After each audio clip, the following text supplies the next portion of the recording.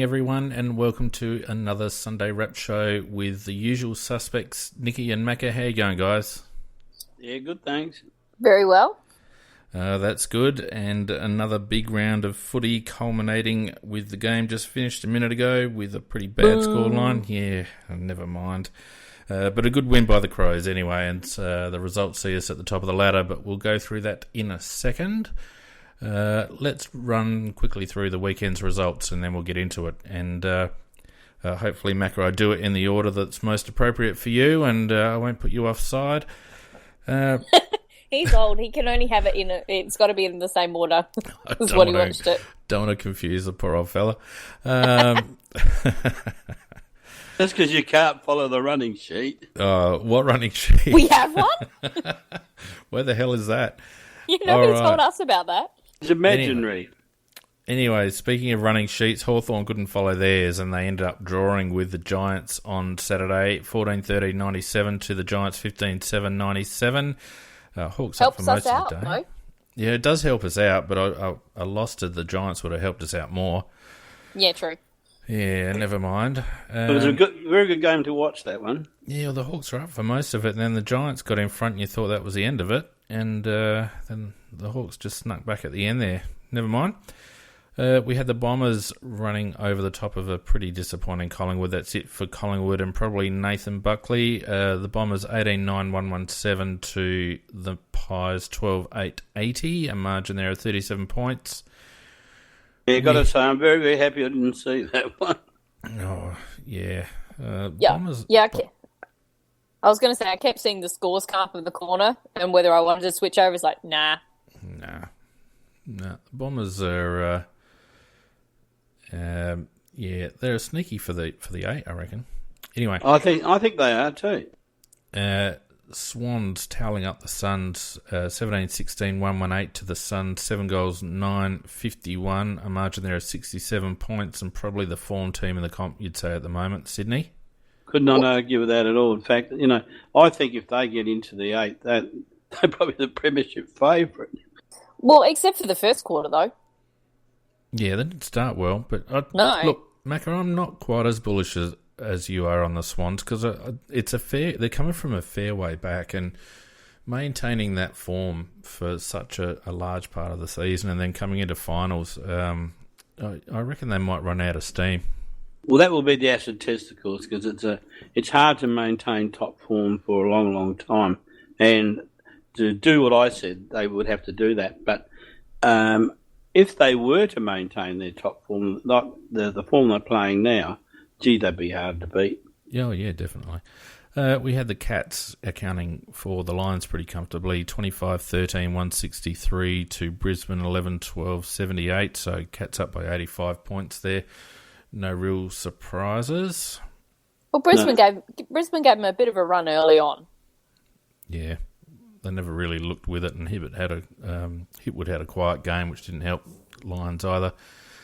The Saints absolutely slaughtering Richmond, 21-12, 138 to 10 goals, 11-71. Richmond wearing the Pretenders tag, and the Saints bouncing back into somewhat of their mid-season form, although Richmond were very insipid, I thought. Richmond gave them the centre corridor. You do not give St Kilda the centre corridor. Well, they gave it to them, Nicky, because they couldn't get the effing ball. I mean, they were just they were hopeless. That was a absolutely pitiful effort by Richmond. I mean, but even defending, you defend the corridor, particularly against Richmond. Against St Kilda. The whole idea of this game is to try and get your hands on the ball, and they were just chasing arse all night. Yeah, it wasn't a good performance, and I reckon Hardwick's got to get them performing this final series because I reckon time's just about running out for him. Today we had Freo in a close one over North, 13-8-86 to North, 12-10-82, so just the 4 points there. I didn't see the game. Any of you guys see the game? Yeah, I watched that one and I thoroughly enjoyed it, actually. Freo aren't playing the Dow type of football that they normally do, and I just thought it was a good go. Two teams that were having a red hot go, but not of high quality. Neither of these two teams are obviously are going to take any major part in finals.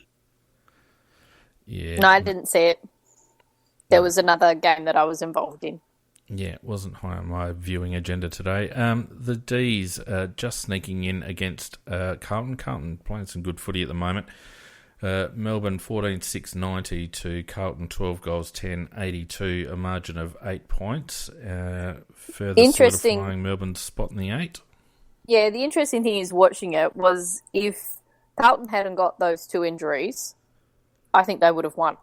What were the 2 injuries, Nikki? Cripps. Cripps got a knock to the top of his calf. Oh, I saw that. That was a real fluky type of incident to happen. Yeah, and I think it was one of their defenders. I can't remember his name. Did a shoulder had a shoulder injury or something.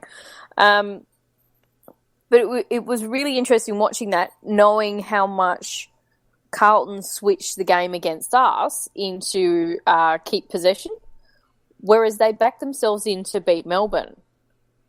Yeah, whereas they knew they couldn't run with us, which was really interesting. Yeah, they played a different game style, didn't they, Nick? That was noticeable. Similar to us last week, where they lost a couple of key blokes at key times, and they're not far off it. And I was listening to Bolton on the pre-match on Triple M, I think. He's a very astute character. Like the way he goes about it. Wouldn't have been the worst get for us at the time. Anyway, and the last game of the round saw Port overcome a very lazy West Coast, I thought. Port 18-12-120 to West Coast 13-10-88. In the end, it was a 32-point margin. Port coming from, 30-odd points down at some stage. I just felt like West Coast didn't want to run. Well, much as I did test Port Adelaide, I have to say that they gave 100%, and they worked very, very hard. Their work rate was the thing that got them over the line. But it was very bruise-free, Macca. Yeah, but I think, as Phoenix said, though, West Coast looked lazy. By comparison to Port, who were just hard at it and very businesslike about what they did. In that second half, I mean, West Coast, that was pathetic. Yeah, and that's the thing is, when they were actually willing to put the body in and actually go in hard, that's when they got the run on and they were in charge. But also, I think what it was, as soon as they switched McGovern back to the back lines, their forward line fell apart. Yeah, that's a good point, and they couldn't score, but they couldn't hold it in their forward lines either. The game, the ball spent probably the majority of the game in Port Adelaide's forward lines, and much as I hate them, they played very well. Yeah, I just didn't feel like they worked hard enough. Their midfield didn't work hard enough. They didn't run back defensively very hard, and Port were able to move the ball, the way they like to do it. And that's correct. You'd be disappointed if you were Simpson, because that was a chance to just sneak back into the 8 and get amongst it. But now they're back in that pack of fighting for the last 2 spots.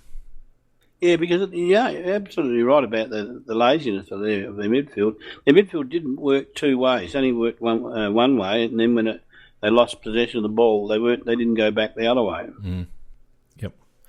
And technically, Port still haven't beaten a top 8 side because they were in 9th position.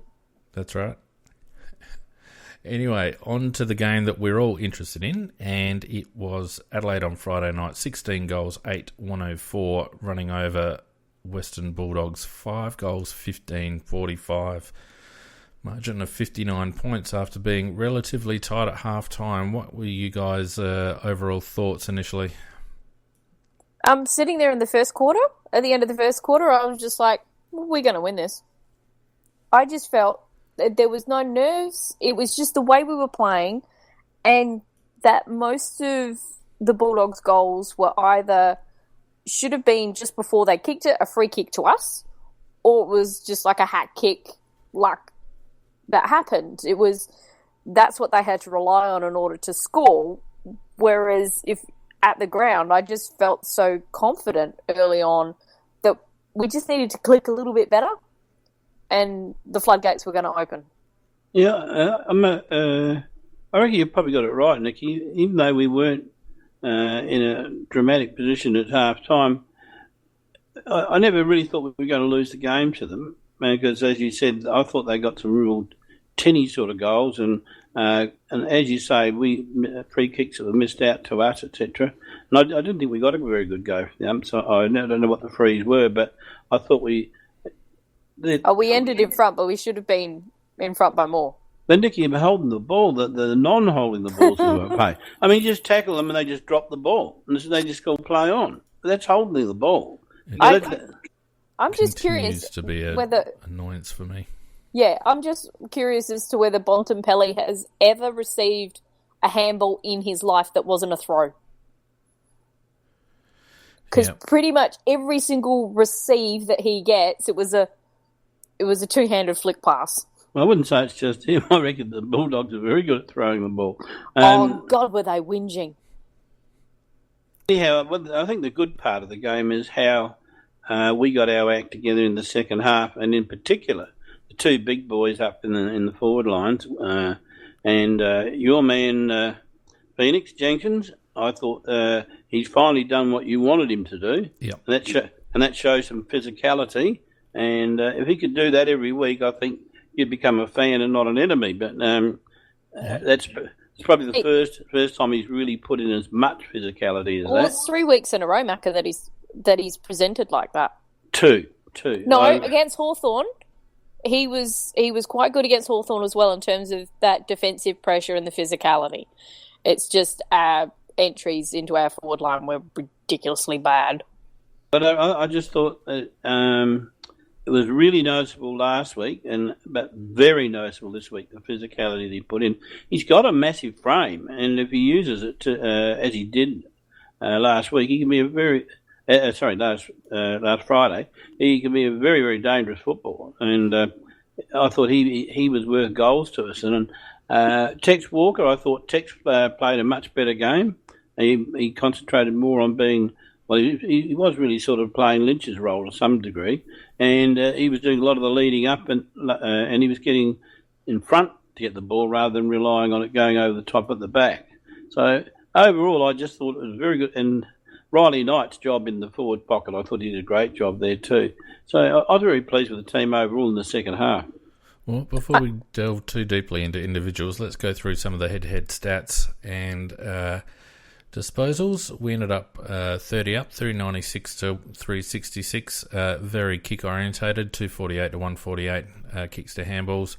Both sides were kicking the ball more than handballing. We ended up with 127 marks to 60. And to put that into perspective, we only had 36 marks to half-time. So we had, 91 marks in a half of football.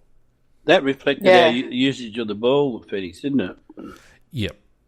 We our kick to handball ratio was 1 to 4 or 1.4 to 1 at half time. Ended up being 1.68 to 1. So we kicked the ball even more in the second half. But the amount of uncontested possessions and marks we got in the second half is quite amazing. I mean, it was 36 to 24 at half time. Ended up being 127 to 60. Just an incredible stat there.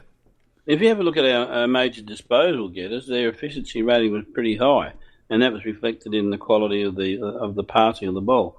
So overall, it was a little bit Hawthorn-like in some of the passing of the ball.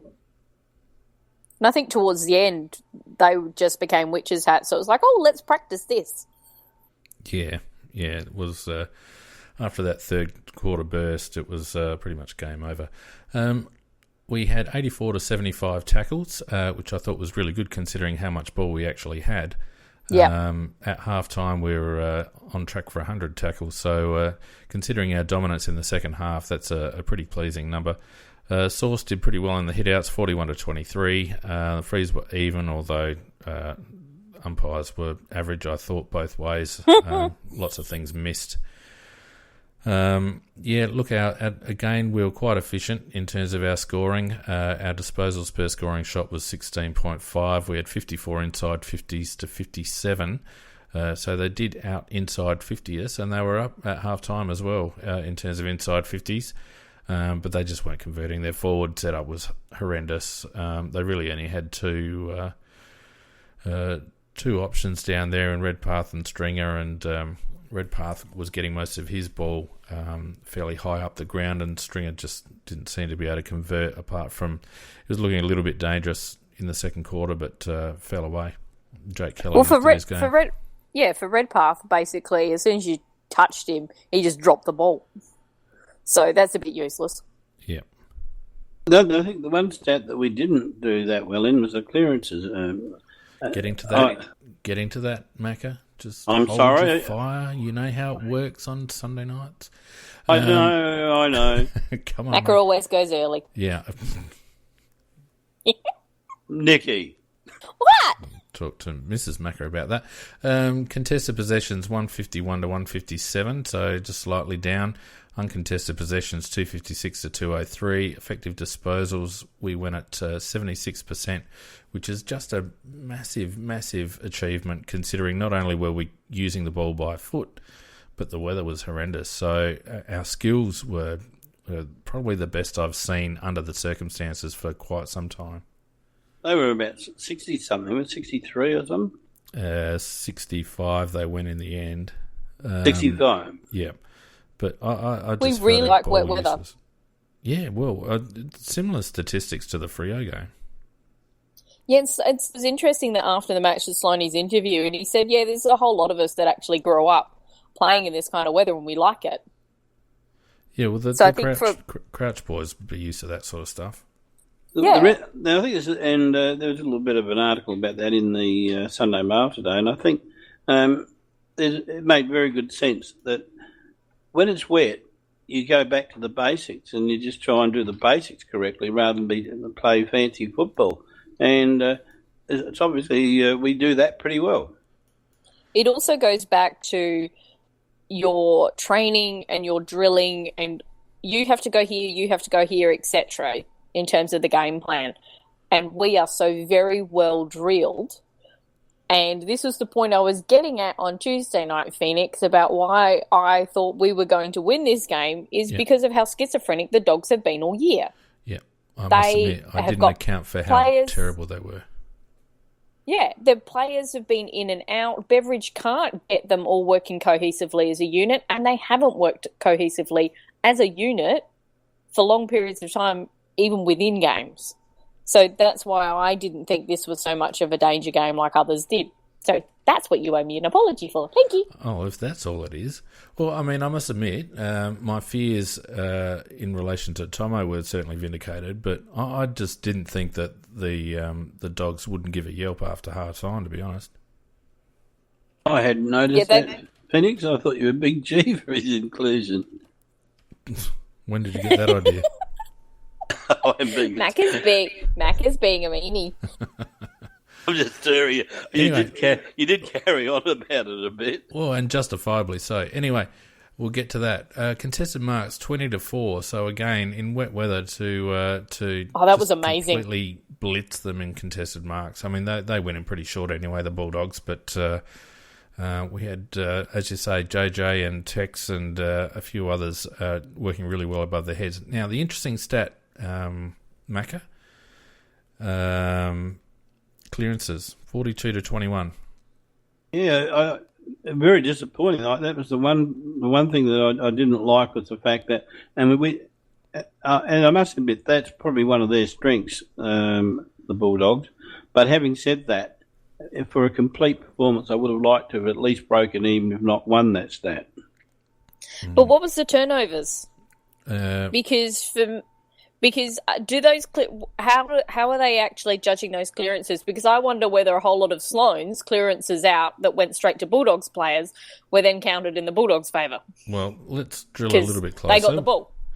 We got 91 to 84 intercepts our way, 84 to 91 turnovers our way.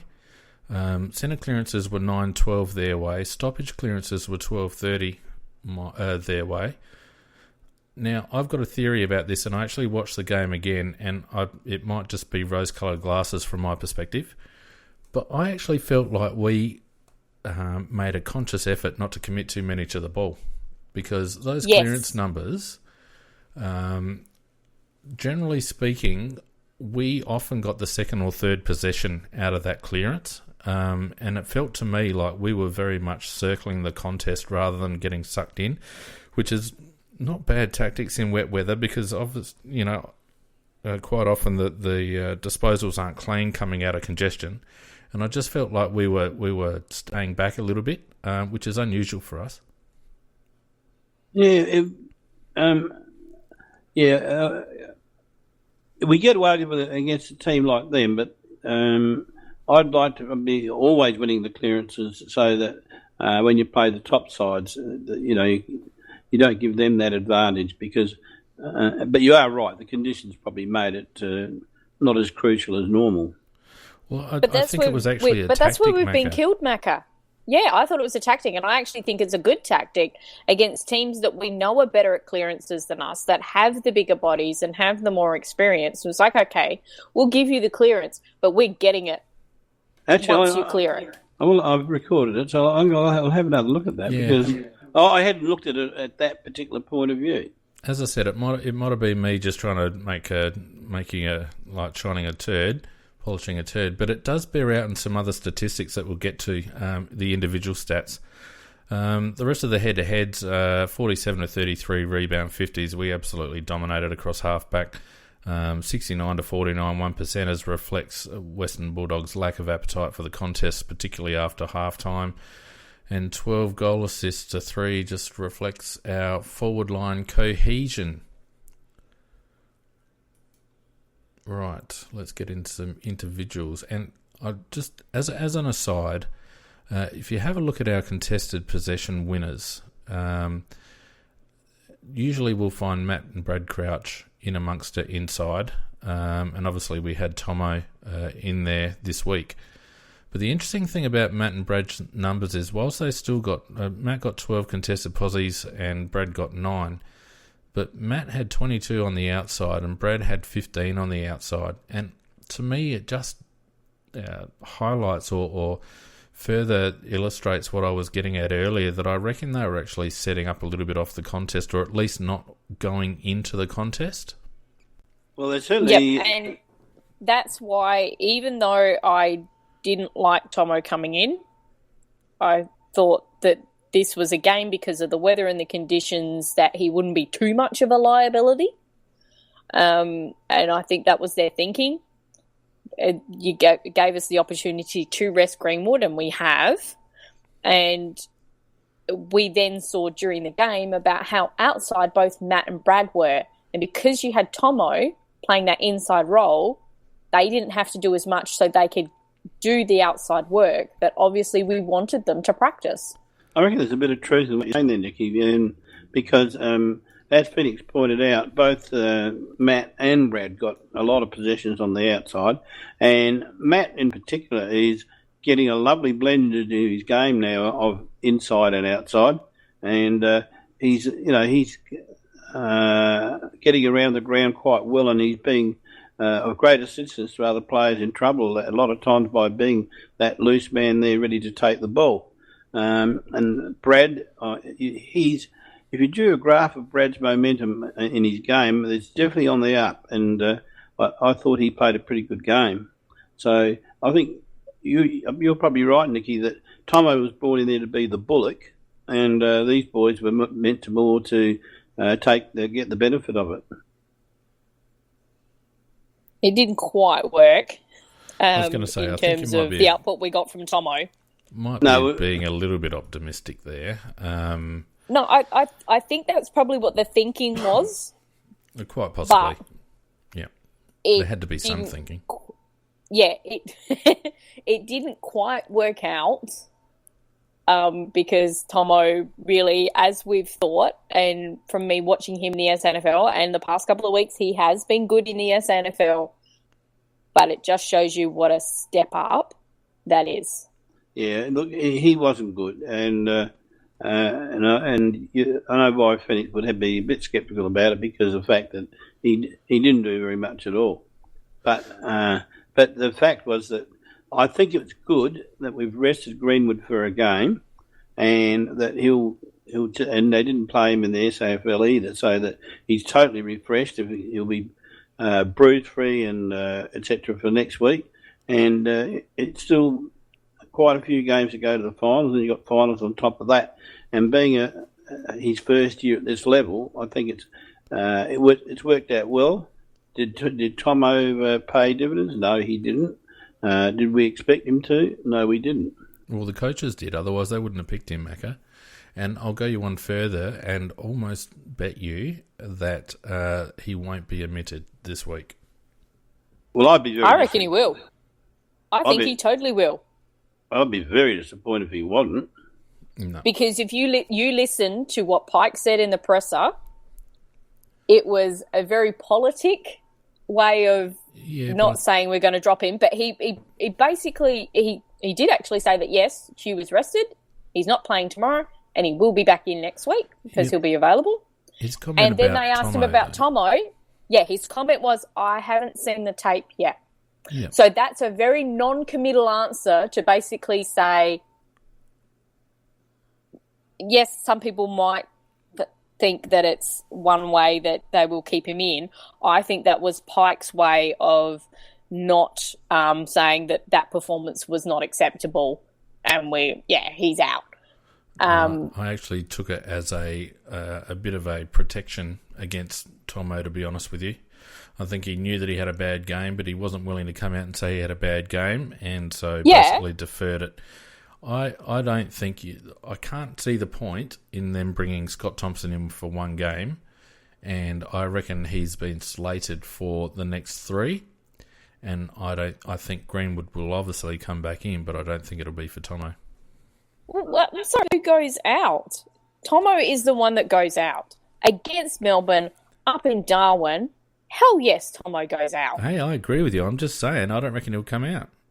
I Then don't reckon he should be in, but I'm saying my feel is that he won't be out this week. If you feel that, then who do you think will go out? Well, there's a couple of boys there that are struggling at the moment. Cameron and Miller have come to mind. They're different players. Yeah, they're not dropping either of them.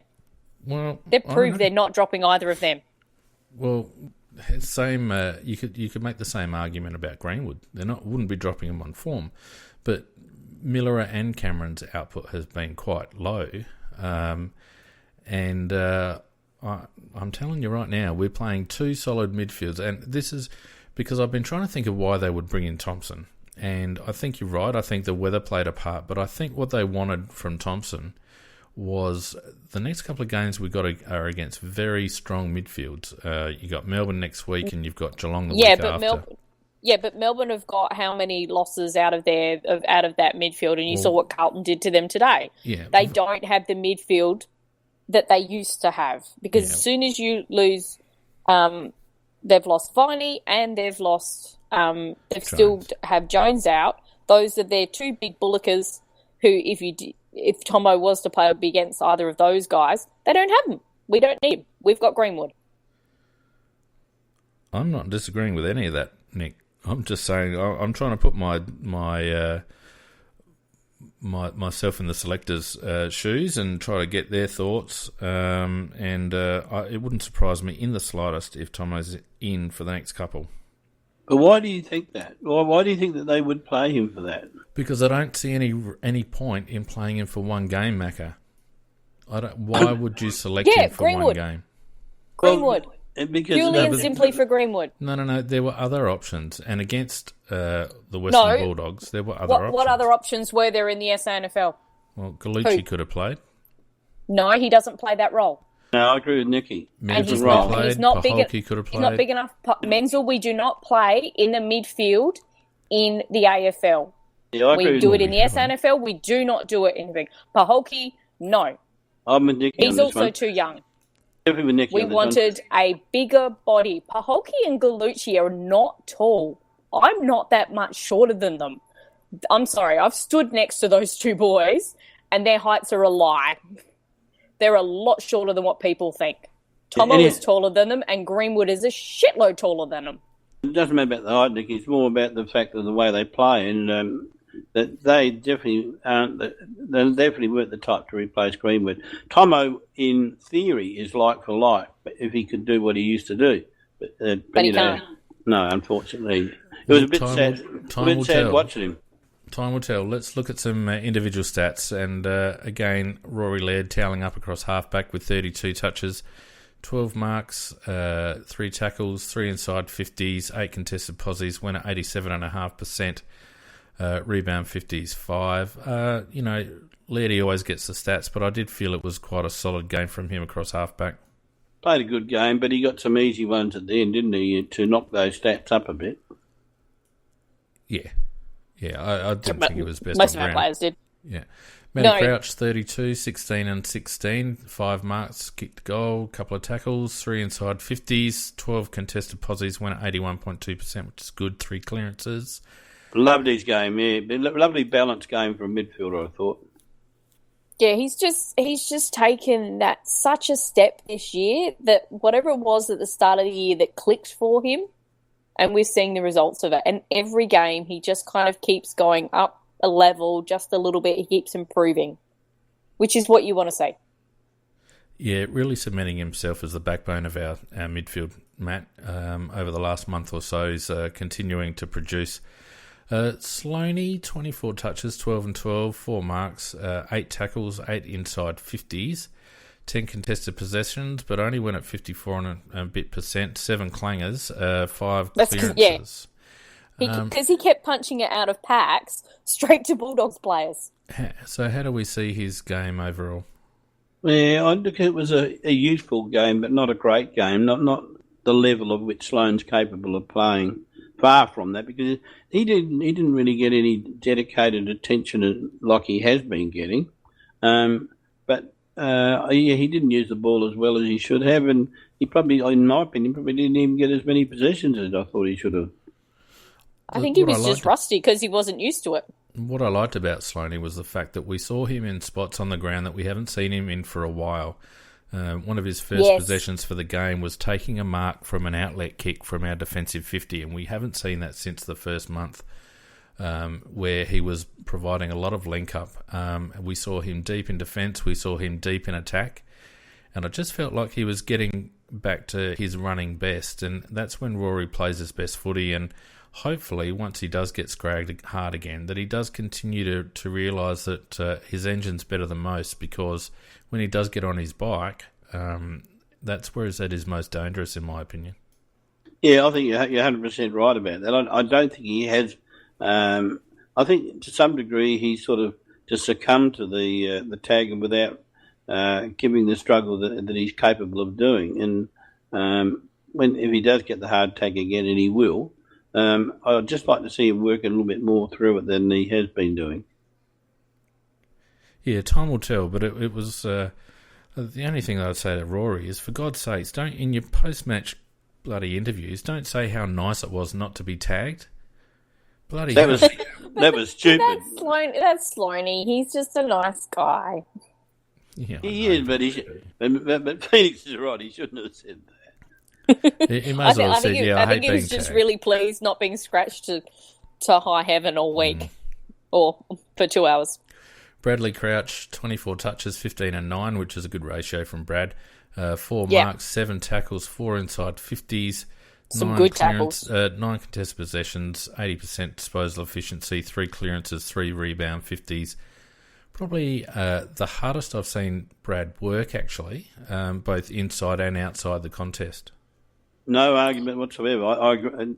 You sold on my line, actually. I was just going to say he had a terrific work rate in this game, and he's been building up to it over the last 3 weeks. I popped into my dream team about 2 weeks ago, and he hasn't let me down at all. He's really working very hard at the moment, and as you say, that's the hardest he has worked.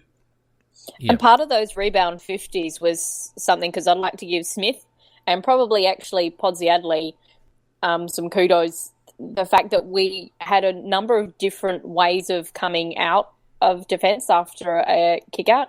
And for the first time, we've seen it occasionally, but not as concerted as what we saw against the Bulldogs, which is if there is that little short 15-minute kick out to the side, he would do that. And then we would actually come back to the centre in the defensive area. And it was generally either one of the Crouches. That was their role, was to come down and be then that kick and then get the kick out of the 50. So I think that was really interesting to see that happening. I reckon Pod's been a bit of a revelation as a defence coach. I think he played most of his footy in attack, but I think he's been fantastic as a defence coach. Well, how do you know, Macca? Well, it might only go by performances. You might say that's up to individuals, but I think the way that they play a team defence and cover for each other is very, very good. Well, we were playing a pretty good team defence with Milburn as well. Yeah, well, Milburn was no mug as a coach either. And I think if you listen to a couple of the guys, even before Pods became the coach, like Hardigan and Talia actually used to do their one-on-ones after the game. They would actually sit down and go through their tape with Pods when he was still a player, because he would talk to them about what a forward was going to do and how to combat it. Yeah, the point I was really getting at there was we did have Milburn, who was very good, and I was a bit feared when he went.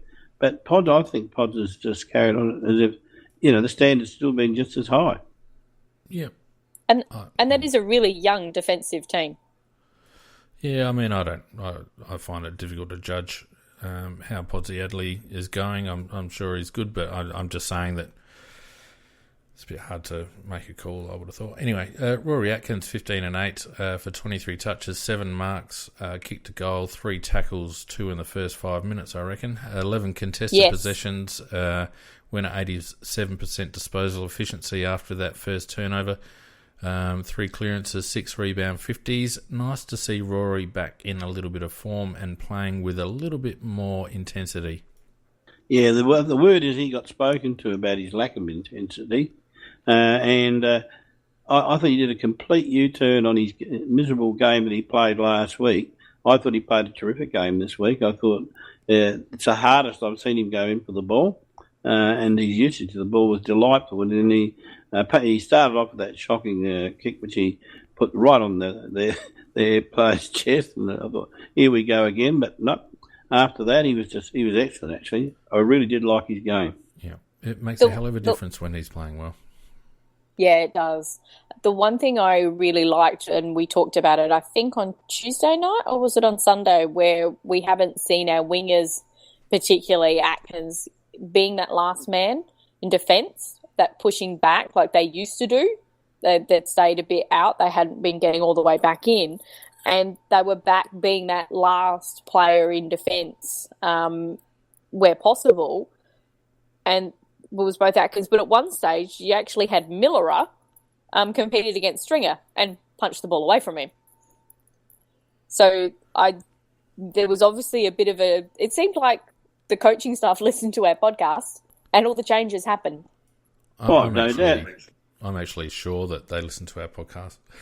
Totally. Yeah. Then that means they would have heard all your descriptions about Tomo. That's right, yeah. All right, probably our best player, Jake Lever, 16 kicks, 6 handballs, 22 disposals, 11 marks if you don't mind, 3 tackles, inside 50, 6 contested possessions, went at 91% disposal efficiency, 7 rebound 50s, 8 1%ers. Pretty solid game from the young snake. Oh, I thought he's best. You're quite right. He was our best player, and if they don't get him that boy signed up, and then I'm not going to renew my membership. Then we cannot afford to lose him. Oh, here comes that argument again as to which one we could afford to lose. He just had a great game. And it was interesting that occasionally he would man up, that him and Otten were doing the switch between loose man. And to me, that's actually a really good role for Otten as well, because he just reads the fall of the ball really well. So it was great to have those two working pretty much in tandem. Yeah, but I thought Lever was outstanding. He was. Nicky, you got to understand, he's not just going to be a good player. He's going to be the best defender in the AFL. I think the commentators will call him that. I still think one of the best defenders in the AFL at the moment is Luke Brown, but nobody knows who he is. He's a defender. They play different roles, totally different roles. Yeah, one actually defends a man. To get him, it's 11 marks in defence from a defender. and plus all the other work he's done around the ground as well. That's outstanding. Yeah, 10 And just intercept possessions is really good. Yeah. It's exactly what we want from Jakey. I did mean to mention too with regards to Sloaney, and if anyone's wondering where some of these stats come from, the AFL have really upped the ante on the amount of stats that they provide on their app, which is good. And Sloaney had 30 pressure acts, a team high 30 pressure acts. So whilst he didn't get nice huge disposals, 30 pressure acts, and Rory Atkins 24. Scotty Thompson 24 as well. That does put a different view on his game then, because what it really means is that he's actually resulted in other players getting positions by doing that. Yeah. Exactly right. Anyway, let's push on.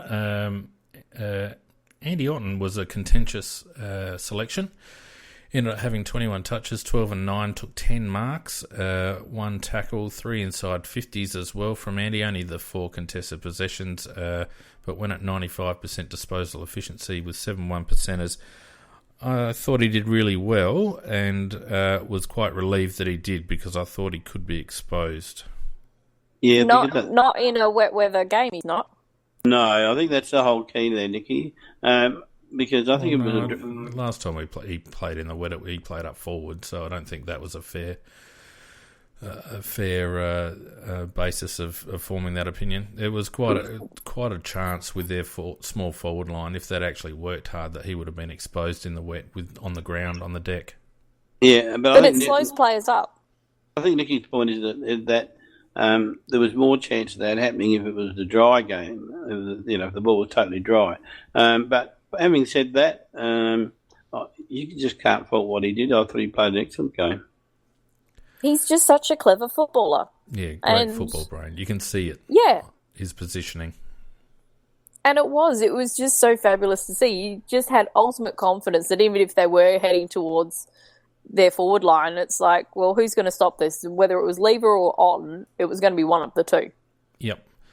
Now, the first of our contentious ones, David McKay had 13 kicks, 7 handballs, 20 disposals, 3 marks, 5 tackles, 4 inside 50s, 6 contested posies, only went at 60% disposal efficiency, and no clearances for the game. How did we see D-Mac? Well, if that 60% had been, say, like 75, 78%, I would have said he played a very, very good game, because, he's a bit... I thought he put himself into the game, and he took some hard knocks in the game as well. I thought he ran quite well. He doesn't finish off like he should, though. There's no doubt about that. It was very interesting in the second quarter, is we put him on Picken, and he kept Picken quiet in the second quarter. So I reckon my grandma could have kept Picken quiet.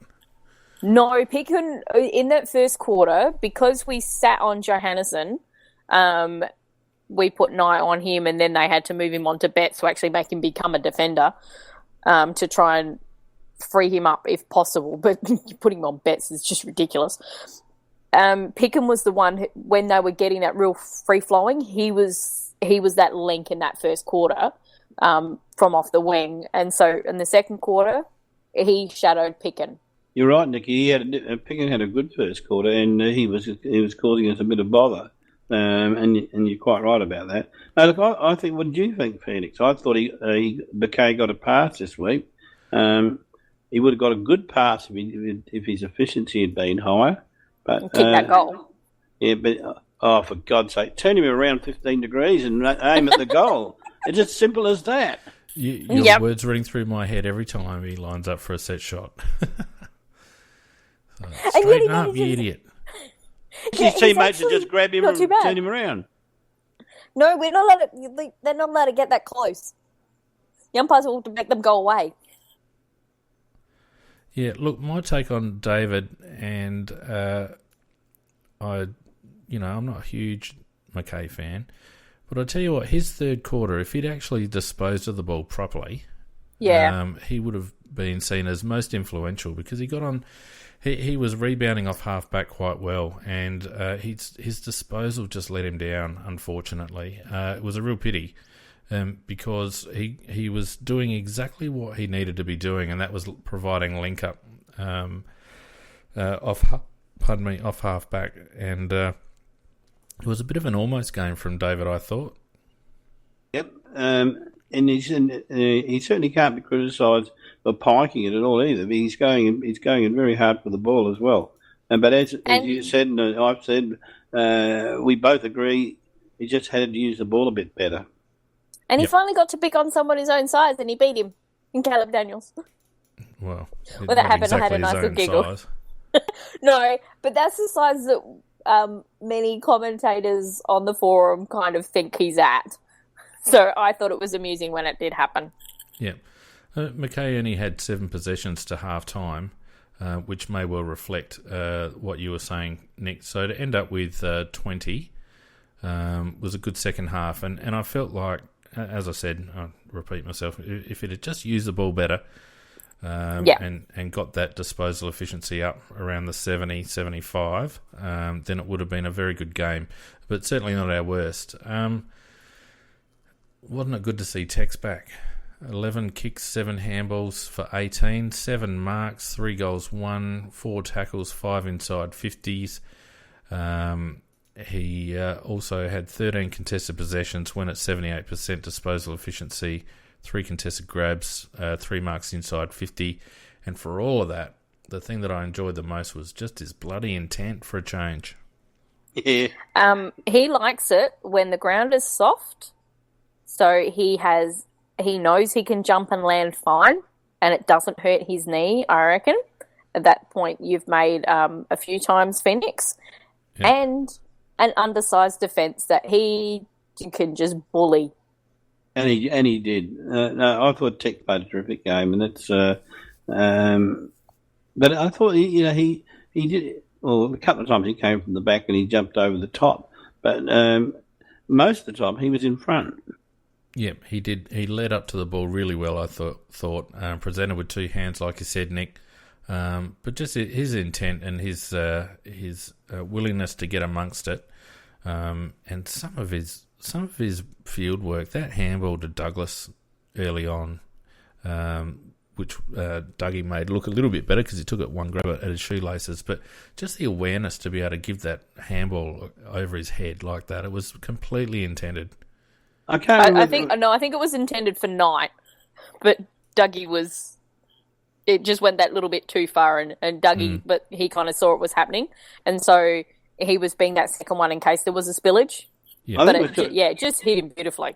I think it was Jonathan Brown who made the comment about Tex and said that he is the best handballer of the big men playing footy today. Yep. I think he's the best handballer. Yeah, and I don't reckon he's going to get in a strife with that hit on Johannesson, do you guys? No. Because they might give him a fine because it's gotten quite a bit of attention over the weekend, because that's the way they do it. It's got to be the look of it. So it'll be careless and but low impact, because even though he went off, he came back on and he was fine. He went down like he really is soft, Johannesson, because he went down like he'd been shot from the stands. If he was dead there for a little while, and then he got up and played on. But I think because Texas as soon as he did it, and he realised what happened, he didn't realise he was pushing you into the post. It was completely accidental. No intention and whatsoever. His apology straight away. And he's at the Bulldogs playing. Yeah, I'd be fine if he didn't get a fine, but I think they might do because they've tried to make it a thing. And they do like to please Beveridge. Yeah, but the reason we got patting on the goalpost is because shit happens sometimes, and to me that was an incidence of shit happening. Yeah, just a straight football incident, that was. Nothing more than that. Yep. His partner in crime, Josh Jenkins, as we mentioned, 12 and 3 for 15, 11 marks if you don't mind, 4 goals, 1, 2 tackles, He likes 5 playing hands. the Bulldogs. Well, yeah. They haven't got anyone to go with him. 8 contested possessions, 73% disposal efficiency, 6 marks inside 50, and just the sort of game that we want to see from Josh. Well, he used that great big frame, and he hit a few people with it and hurt a few people with it. And I thought to myself, I actually thought of you during the game, Phoenix. I thought Phoenix be thinking, "This is what you should have been doing for years, you bastard." Well, I'll tell you what it does do. And there's a couple of people in this boat. Rory Atkins is another one. It shows you that they can do it. They can produce it.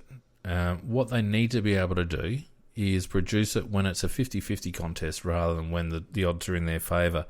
My biggest criticism of Jenkins for the whole time has been the fact that he does very well when the contest is on his terms, and not so well when he's got to work a bit harder or where he's got to when the ball isn't coming in on his terms. And against the better teams and against the better defenders, it won't be on his terms. And I'll be happy as long as we continue to see that intensity when it's a 50-50 thing rather than when he's on an undersized opponent or when the ball's, on his to his advantage. Very good point, and that applies for Atkins as well. Yeah, you're quite right. In fact, it applies for the whole side. You'd like to see them play with that same intensity against the good sides as well, and that's what determines the really good players from the ones that are reasonable players. Yep.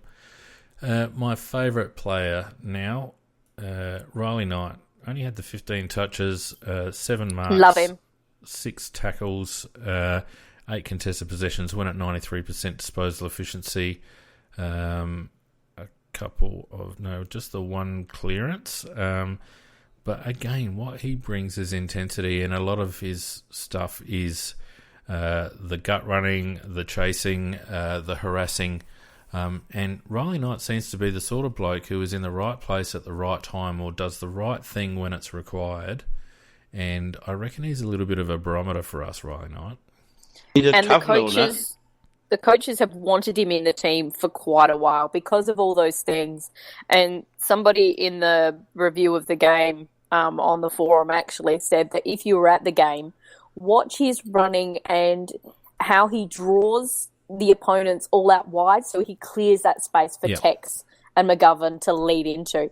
He sacrifices his own game in order for the betterment of the team, and that's why everybody loves him. And the fact that he was doing a job on Johannesson, and even when they switched him on to Eddie and he were working to make sure Johannesson was then matched up on Knight, and Eddie would then swap on to whoever they were trying to match Knight up on. So they were doing a lot of that kind of work around, and even Sloaney would come in and get involved in that little thing to try and work. So I think that's why we saw that reaction of when he got the goal, because he was there to be defensive, he wasn't there to score, and that's one of the best things you can do when you're playing as a run-with player is to hurt them the other way. Yeah, and you can see why Johannesson has been tagged so much, because he just doesn't have the appetite for it.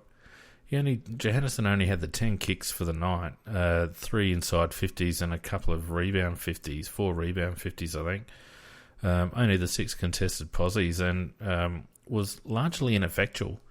And it wasn't as if Atkins was. It wasn't as if Knight was, in his face all night. He was just being made accountable and playing close. There were little niggles. Yeah, but it was just nothing more than you would normally get, though. And I think Johannesson's soft as butter, to be honest with you. The other one who was really good before we get on to a couple of not so goods, was a couple actually. Brodie Smith, I thought, had a good game, 18 touches. Particularly good from Brodie was his distribution out of defence, 3 rebound 50s. Just burnt the ball a little bit, but his metres game were pretty good. I'll probably find that in a minute while we're messing around. His goal kicking radar was off, because he had 2 beautiful shots that he normally nails. And when he missed the first one, I thought, oh, here we go. His radar's off for the day. Yeah, but his ability to get at the ball was pretty classy, I thought, on the night. I thought he really did some very good things.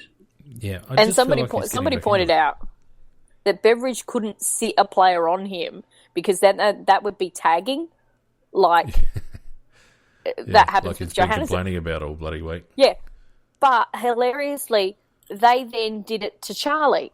And they were blocking him so much off the ball, well off the ball. And all of our players are saying to the umpires, they're doing this.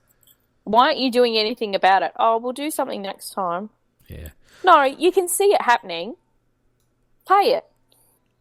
I thought Mitchie McGovern is still just working his way back into it. 10 and 8, 6 marks, 3 tackles, 8 contested posies, only went at 60%. It was a great mark.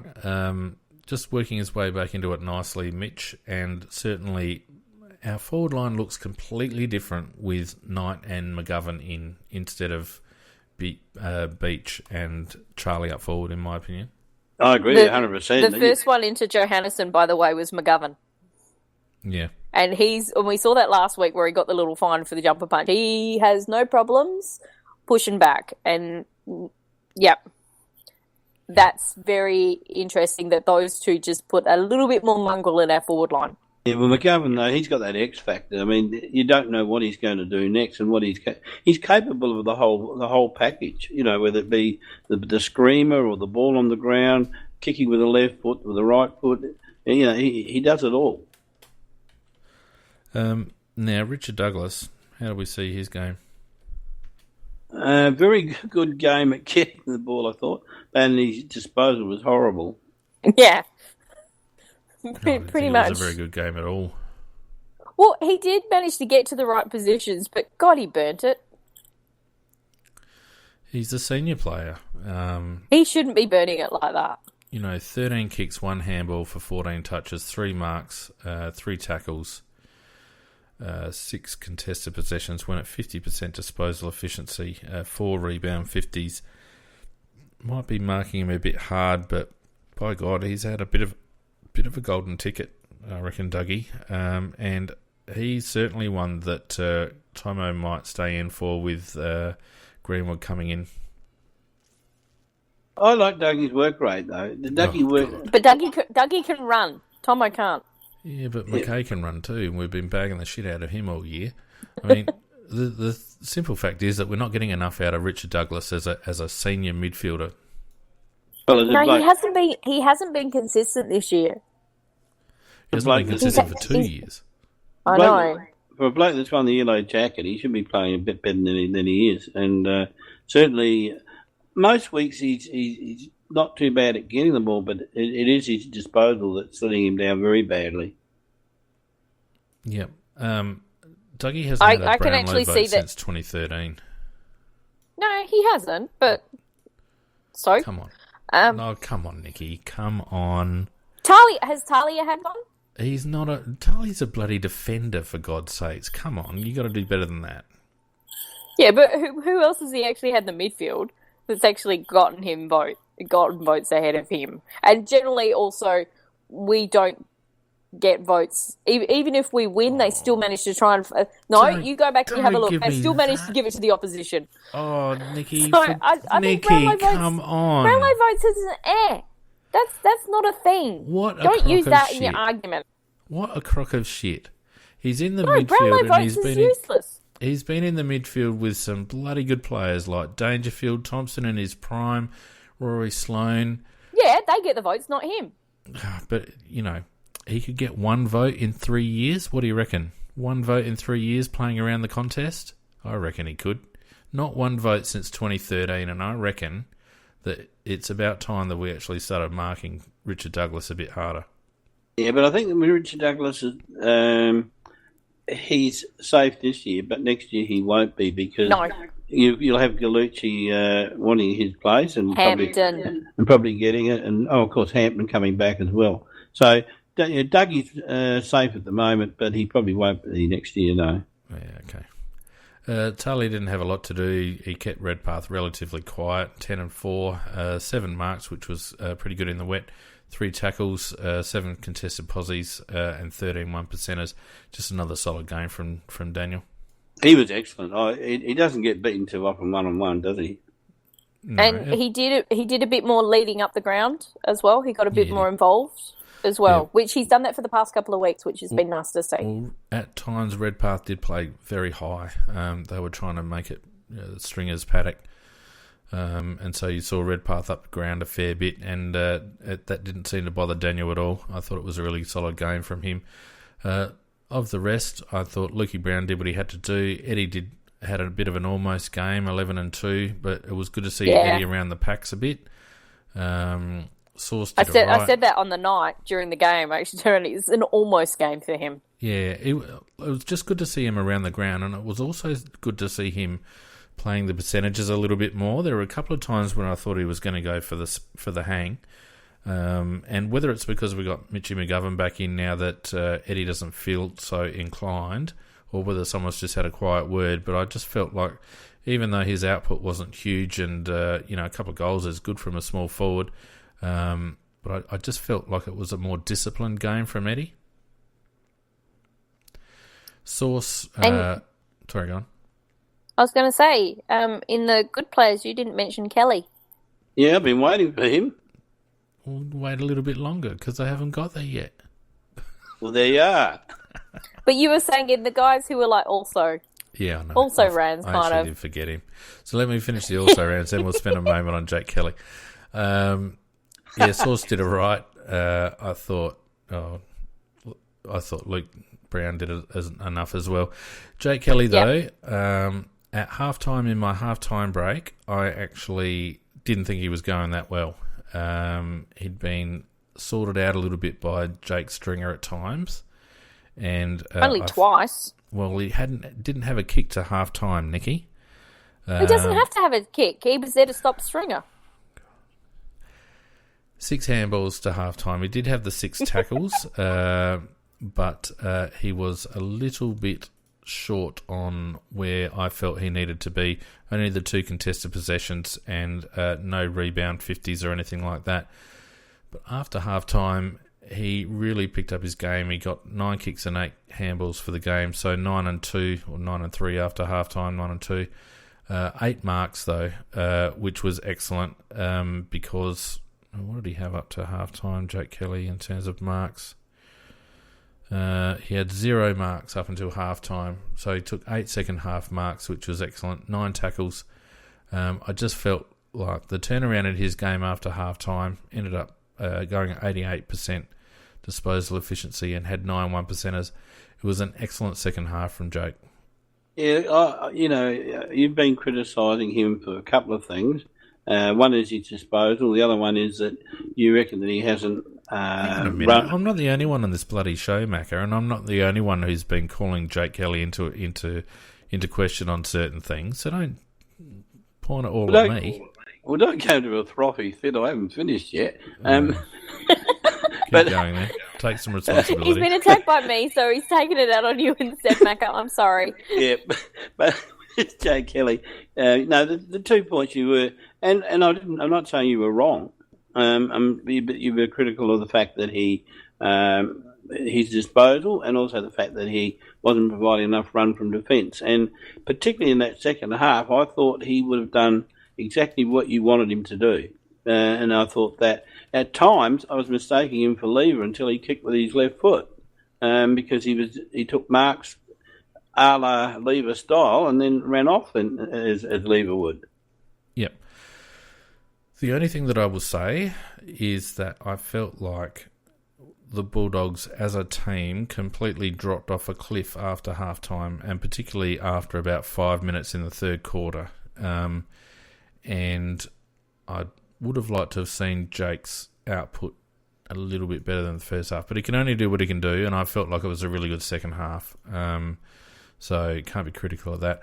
The 3 that I can be critical of, not critical of, but just have a bit of a chat that I didn't feel that they were quite up to it. Wayne Miller, after a little bit of a bright start, really only the 11 touches, the 2 marks, 4 tackles, 3 inside 50s, no contested possessions in a wet game, no contested marks, no goal assists, no marks inside 50, no clearances, no rebound 50s, and 1%er for a wet weather game. Just not so sure about that one. Well, he really disappoints me. He disappoints me week after week because I think he's an extremely talented footballer. There's not too many footballers that have got better skills than this guy. And he just doesn't get enough of the football every week. Every week you can see somewhere between 11 and 15 on a good day. I think he's had one game when he's had more than that. But to me, he just doesn't get enough of the ball. at the ground, one of the things we've criticised him a bit on is his defensive mindedness. And in this game, his defensive running, he's actually, and as I said before earlier, that he was one of the last ones where he did the little punch the ball away in the goal square away from Stringer. And I think Redpath was actually coming at him as well. So, it was just him minding those two. And he was doing that a lot better. But I agree with you too. We want to see more from him. And I know there's been a bit of discussion around as to, do we drop him back in the SANFL? I think in this instance, we have to actually back the coaches in because they're the ones who know what's actually best for his development and whether dropping him back actually may be detrimental. Yeah, well, at the end of the day, Nikki, you've got to be accountable for your performances. And whilst I appreciate that he might have been working hard defensively, and that's good, he's in the team as a running outside midfielder who can provide us with some rebound and some precision coming off the half-back line. When he has got the ball in hand, he's very composed and, generally speaking, uses the ball pretty well. But we need more numbers from Wayne, and I agree with you on that. Yeah, what he does well. I'd just love to see him get amongst it more. And the same can be said for Charlie Cameron. My biggest disappointment about Wayne Miller is that he got 11 touches instead of 9 because I had him as my pick for Game of Crow's least possessions, which shows what he did was essentially what I expected him to do, and that's why I'm thinking that Greenwood might come back in for him because he's not giving us enough. Anyway, Thompson and Cameron both had identical stats, 5 kicks, 5 handballs. They both took a mark each. Tomo had 5 tackles, Charlie 2. Tomo 4 inside 50s, Charlie 1. Tomo went at 80%, Charlie went at 50%. First of all, let's deal with Charlie. What's going on there? Yeah, I don't know. He's off the boil. He was blocked. Well and truly. There's a bit of Doesn't vision. matter, yeah, but if you're lying on the ground because you've been pushed in the back by the opposition, so you can't run it. No, it was not in a stoppage. We had the ball being kicked into our forward line. It was Jenkins. There were 2 Bulldogs players. And then there was a wave that was actually from the half-forward line running in to become front and square. That's where Charlie was going to go. He got full on, pushed in the back by the Bulldogs player in the view of the umpires so that he's ended up on the ground. And then you can actually see him come sliding in the top of screen. Then the Bulldogs players run in and it becomes a 4-on-1 in our forward line. But how many times they were doing things like that, and then there was stuff when he was trying to come in off the back of the square. Their players had their back to the centre bounce and were holding him and blocking him and pushing him so he couldn't do the run in off the back of the square. And that's when Brodie Smith went, "Okay, I'll do it," and took off and got the balls those time. Yeah. That was happening all throughout the game. Everything and Beveridge is getting a Cockwomble nomination for what he said in the press conference. Because what he complained about what they were doing to Johannesson, they were doing it to Charlie. Yeah, which is all well and good, Nick, but this isn't an isolated incident, this game. This is a trend for Charlie. So you'll have to forgive me if I don't take it with as much, if I don't pay as much credence to it as I otherwise would, because Charlie's output has been down since his great start to the season, and it's just getting worse and worse. And I'm sorry, but for a bloke with his pace and his hardness at the contest, a 10-possession game is not enough. Well, I have to agree with Phoenix. Admittedly, I wasn't well enough to go to the game, and I watched it on TV, Nicky. But probably those incidents you were talking about were probably off camera, but. Yep, and they don't highlight them because they're not Johannesson. But having said that, I saw plenty of him not on the field, not doing anything. So No, I think Phoenix is 100% right. He's got to work hard and put himself into the game more. And I know there'll be incidents where he's been blocked or stopped, but that isn't every second of the game. There's a game's over a long period of time. You've got plenty of time to work into a game. Yep. Not impressed at all. Now, let's finish off with a little bit of discussion on Scotty Thompson. Personally... He's done. Personally, I think he didn't really... How can I put this nicely? He shouldn't have been there.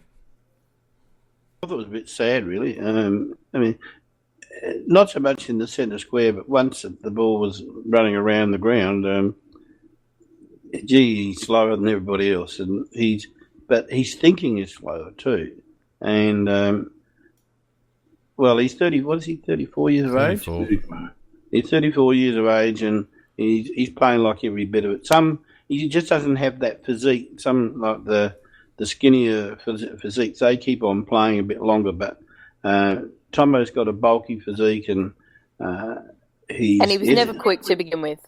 No, that's right. He wasn't never been a racehorse, and he slowed down even further than that. And he got a couple of, I think, I can't remember which quarter it was, on the half-forward flank where he was out in the open, and there was either 2 or 3 times where he was out there, and he had a big start on the opposition, and in the end he still had to kick it with his left foot because of the fact that he took so long to get to the ball and too long to kick it. So in some ways it's pretty sad watching it, really. To be fair, one of the handballs from Sloaney was just absolutely shocking. Yeah, no, look, I didn't think that we'd get anything from Scott outside of the 5 metre radius of the stoppage. And considering we got absolutely smashed in stoppage, notwithstanding the tactic of playing a bit outside, he didn't get much of it. He offered us nothing on defensive transition. He offered us very little on offensive transition. With you, Macca, I felt like he looked slow of mind in the contest. So when he did get the ball, he didn't have that quickness of thought. People pointing to his SANFL stats saying he deserved a shot. Well, anyone who's looked at or watched the SANFL and watched Scotty play, yeah, he hasn't, would have understood that it's a different game. The SANFL, it's just not the same sort of a game. And Scott can rack up a few numbers in the SANFL. It doesn't actually mean that he's dominating, and he hasn't really dominated in the SANFL. Even when he's getting those, high disposal count, having those high disposal count games. Look, as we spoke about at the top of the show, I can only think that, like you said, Nicky, they're looking for some inside strength, maybe to free up the 2 Crouch boys. I don't actually think that he'll come out. I think that he'll stay in. I don't agree with it. I hope he comes out. Nothing against Scott, but for team balance, I hope he comes out. But I think we're already being groomed in the media. Ben Hart came out today and said, it was his first back after a long time away and he needs a couple to get back up to speed, etc., etc. That's a personal friend talking about him. Yeah, I don't disagree, but there's also club connections there. I would imagine, I think we're going to see Scott for the next couple. You could well be right. No.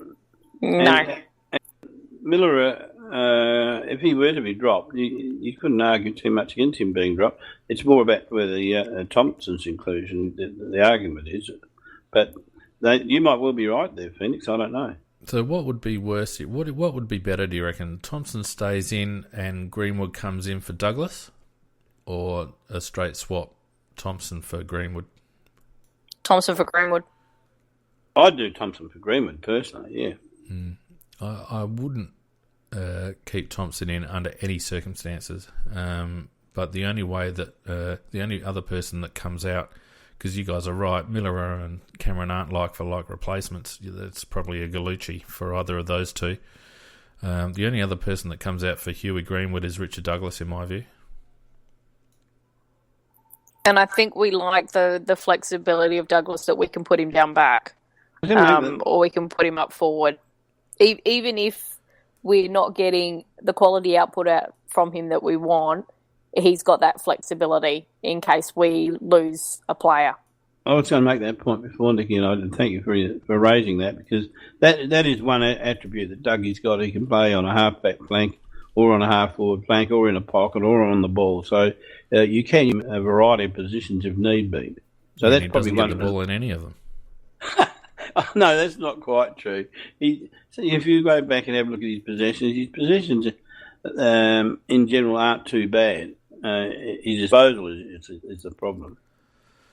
Yep, but well, we don't have to have that conversation again. I think Richard Douglas' time, he needs to shape up because he's a senior player and we're going to need him in the finals. He can't be a passenger in this team. We don't have enough experience in the team for him to be a passenger. He has to be a leader. And is he even part of the leadership? No, I don't think Dougie is. I think he will.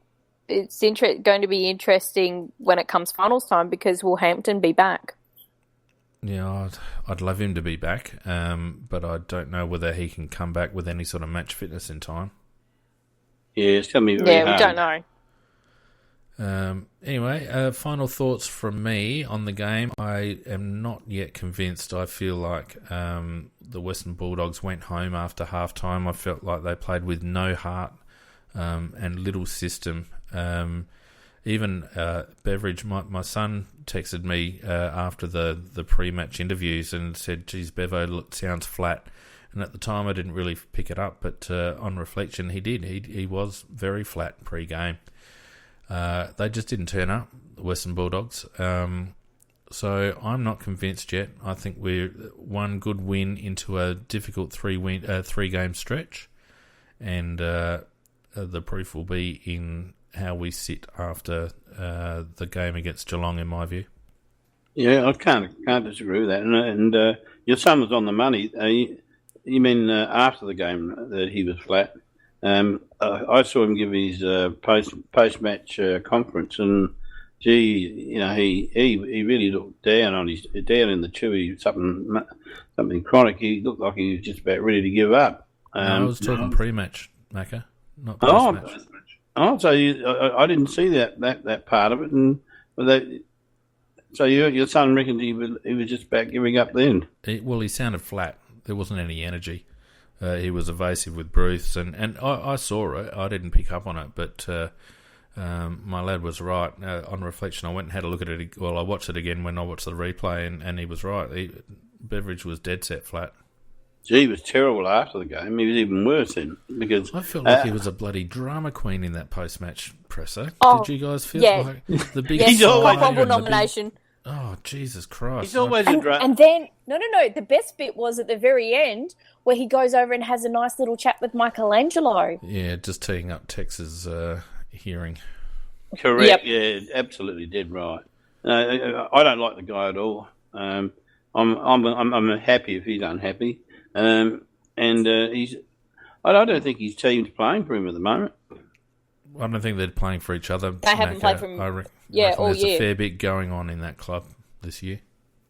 Well, there are rumours, and you've probably heard the rumours that there's things that have happened with wives, etc., that shouldn't have happened, and whether we that's don't have to go down that road, but yeah, I think overall there's some unrest, and I think there's at the very least there's a fair premiership hangover.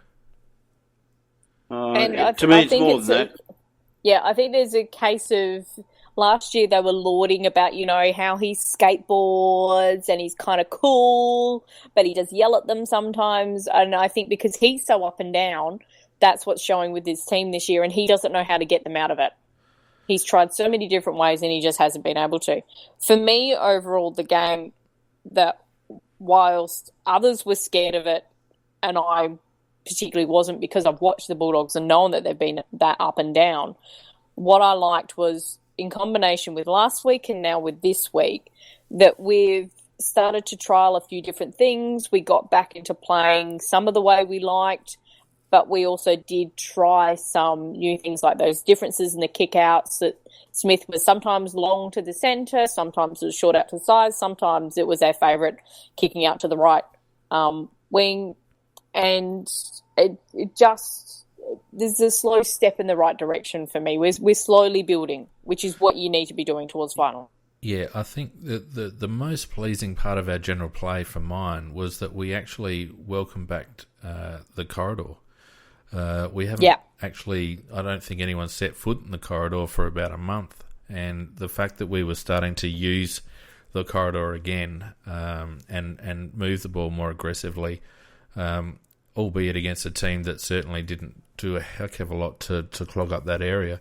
It's all about confidence, I think, and I think we've been a little bit bereft of confidence and not willing to take too many risks over the last 6 weeks. And perhaps, as you say, Nikki, it is a step in the right direction that we're able to play a lot more the way we like to play. And perhaps reminded a few blokes like Atkins, etc., that this is what happens when you actually take the game on a bit. Yeah, the proof in the pudding will be, though, as you said, Phoenix, when we play Geelong, and add to that when we play the showdown as well. They'll be the games that will sort us out and let us know where we are really at. Yep. Anyway, that's it for that game. Now, we got towed up by Port in the SANFL, so I don't even know whether we want to talk about that, do we? Only one comment. Gallucci apparently played a beauty. I watched it on telly, and very much it was a case of you've got a much older, more experienced midfield up against that very inexperienced midfield, and that showed that we weren't running defensively as hard as we could do. But I thought there was some really nice signs we saw from particularly Gallucci and Paholke through that midfield, that you could just see that, this is what they're building towards. And once again, it was Himmelberg showing some stuff up forward. Keith had an absolute nightmare on Eddie. But I thought... And most of our backline was non-AFL listed players, so I think it was just like Keith and Deer were pretty much it down there. And Deer was the relief in the ruck. I think if we had Rob in the ruck, it would have been a slightly different result. Yeah. It was men v boys. Yeah, I mean, even though Hunter was there and he is he is still that bit of a bigger body, he's more the Jenkins hybrid type, so he's more a forward who then comes into the ruck. Yeah, he doesn't have the talent of O'Brien. No, he's still not bad, but O'Brien is the best ruckman in the SANFL. I think O'Brien showed that he could definitely be a good ruckman in the AFL. Anyway, I reckon that just about does us for tonight. We've done very well at limiting ourselves to 60 minutes, guys. So Nikki and Macca and Phoenix, congratulations about not doing that. Don't forget. Well. Yeah, I know.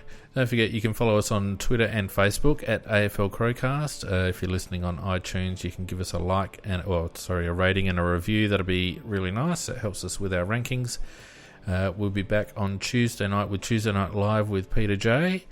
And Nikki, what are you saying on chat that I'm nuts? What's going on about that? About Tomo. You need to be saying. We're just having a bit of fun with Donkey Magoo. Phoenix reckons he's done enough to be recalled. Jesus, Squibby.